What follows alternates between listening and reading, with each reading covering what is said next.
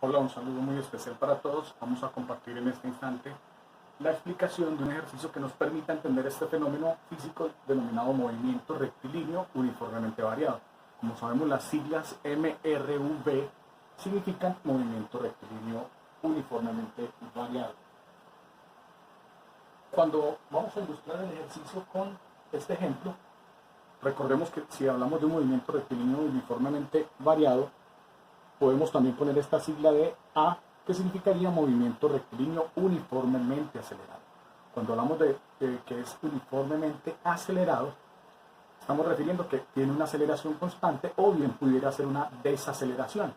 En el caso que nos convoca, nos proponen lo siguiente: un motociclista parte del reposo y acelera uniformemente, es decir, tiene una aceleración constante a razón de 3 metros por segundo cuadrado, recorriendo un tramo recto de 180 metros. ¿Cuál es su velocidad al final de este tramo y cuánto tiempo emplea en recorrerlo? Vamos entonces a ilustrar en el gráfico lo que acontece. Vemos al motociclista moverse y ahí justo tomamos una fotografía. Que yo detenga la imagen ahí no significa que el motociclista se haya detenido. No, justo en ese instante tomamos una fotografía y nos interesa observar qué velocidad tiene el motociclista en este instante, cuando ha recorrido en total 180 metros. Entonces veríamos varios elementos. Lo primero, recordar que siempre nos interesa, en primer lugar, encontrar la velocidad al final de ese tramo. Ese es un propósito que no podemos perder de vista, entonces ese sería una incógnita nuestra.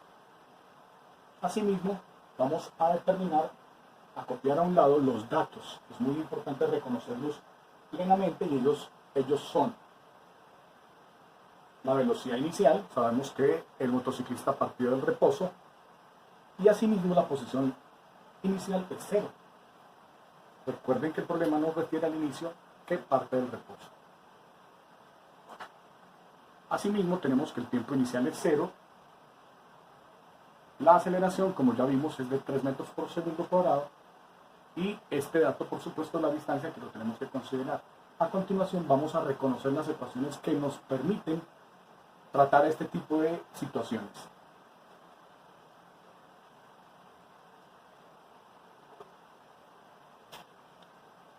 Estas ecuaciones son las que estamos viendo en pantalla.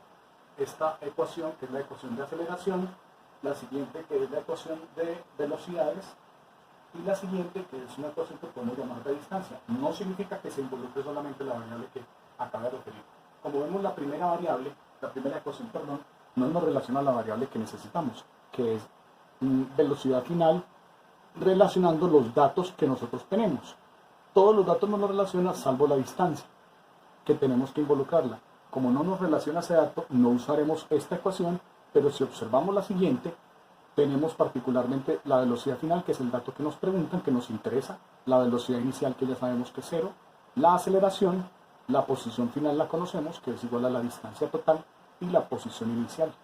En virtud de eso, hemos reconocido que la ecuación que nos va a servir para ese efecto, pues por supuesto es la ecuación que está señalada en rojo y con el óvalo. Una vez identificada la ecuación, vamos a reemplazar los datos a continuación.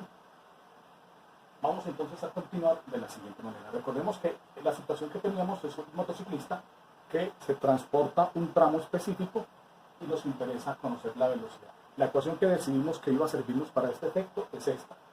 Y si reemplazamos los datos, entonces tendríamos los siguientes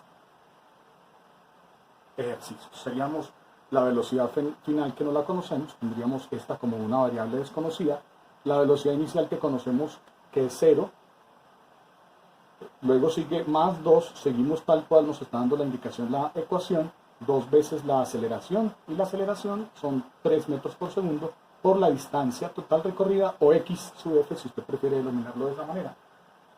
En estas condiciones, al hacer estas operaciones, nos daría 2 por 3, 6 por 180, más 0, que esto no lo consideraríamos, pues el 1 no suma ni resta, el 0 no suma ni resta. Así entonces tenemos la siguiente solución. Tendríamos que la velocidad final al cuadrado es igual a 1080 metros cuadrados sobre segundos cuadrados. Como nosotros tenemos en este instante la variable al cuadrado, no la necesitamos al cuadrado sino a ella solita, buscamos una operación inversa de la potenciación, que bien sabemos que es la radicación, y lo haremos a ambos lados de la siguiente manera. Entonces extraemos raíz del lado izquierdo, del lado derecho, y del lado izquierdo observemos que tenemos un cuadrado, entonces se eliminan, se cancelan la raíz con el cuadrado. Y del lado derecho sacaríamos raíz cuadrada de 1080, teniendo como respuesta que la raíz de 1080 es 332.88 metros sobre segundo. Ya cumplimos con el cometido y la primera pregunta que nos hicieron. Vamos entonces a continuación a hallar el tiempo, que es la otra pregunta que nos hace el problema. Para hallar el tiempo nosotros podemos usar esa que habíamos reconocido en los cursos básicos de física, que es la aceleración. Es la más simple, podemos buscar la tercera, tal vez nos sirva, pero en este caso vamos a usar esta por la simplicidad, en razón de que tenemos varios datos que son ceros. Y estamos hablando de la velocidad inicial y el tiempo inicial, que son ceros en el problema. De esa forma solo basta reemplazar una vez más dos datos, por eso se hace muy simple y utilizamos esa ecuación. Reemplazando nuevamente los datos que conocemos, nos quedaría entonces lo siguiente. Reemplazamos la aceleración, que es 3 metros, no vamos a poner unidades por efectos de simplicidad. La velocidad final, que la acabamos de encontrar, 32.88, perdón, menos la velocidad inicial, que ya reconocimos que es 0, y lo mismo el tiempo inicial. El tiempo que se tarda desde el principio al final del recorrido es el que nos interesa. Como el tiempo es una variable que está en nuestro denominador, vamos a hacer lo contrario. Este tiempo lo regresamos del lado izquierdo, lo pasamos del lado izquierdo, a hacer operación contraria, y nos quedaría T sub F pasa a multiplicar al 3 y el 3 pasaría a dividir al 32,88. Haciendo la respectiva división, obtendríamos que el tiempo final son 10.96 segundos aproximadamente, y con lo cual hemos resuelto la situación propuesta. Un abrazo, que estén muy bien, felicidades.